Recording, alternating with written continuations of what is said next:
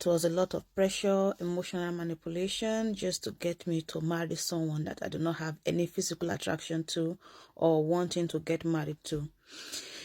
Adoptive parents crying and saying all sorts of things and saying God wants me to marry this person, otherwise I'll be committing a sin to God. I believed them. I was only 19. I believed, oh well, I don't want to do anything that will make God angry.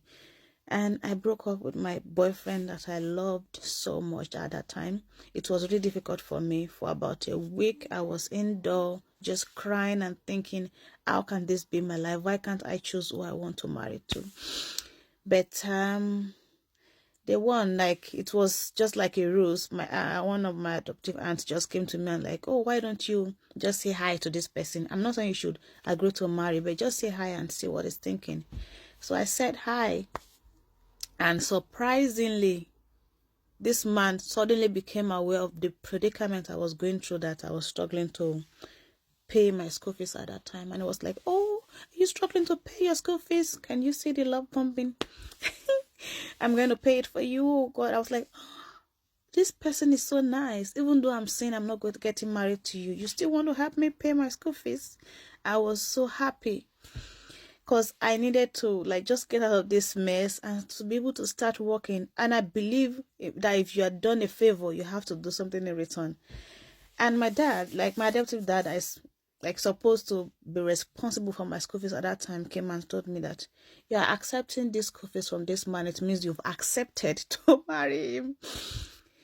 Oh, well, I had over 22 people. Anywhere I go, you must marry him. Everywhere I go, you need to marry this person. I was like, okay. I had to give in and just marry. And just like, okay, I've heard you. I'll give it a try and see how it goes.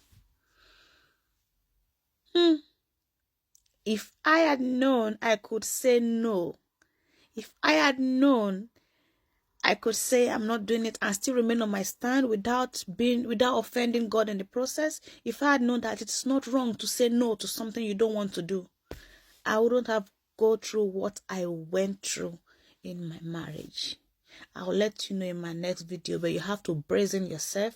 And if you are happy with this story, and maybe if you have something to share that is similar, you can let me know and I'll tell it as a story for you. And also, if you relate with this story, kindly drop a comment and a follow, and I'll really appreciate you.